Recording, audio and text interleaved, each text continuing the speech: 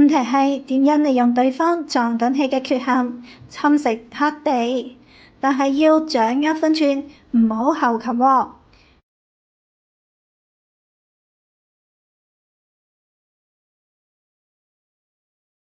黑雖有撞緊起嘅缺陷，但白棋如果貿然深入到一位次，俾白二應一手，白就無計可施啦。白一班係試應手，黑如果二擋，白三甲係好棋，黑四冇晒符要忍讓，於是白五到七長，成功咁進入咗黑地。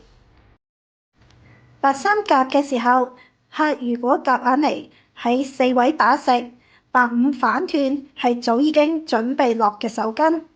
黑六提係必然，接落嚟白七打五9次，然後11接對殺白勝，就好似之前咁，白一班嘅時候，黑如果擋就損失慘重啦，因此黑二跳係正解，俾白三一落，取得先手收官之利，都冇計啦。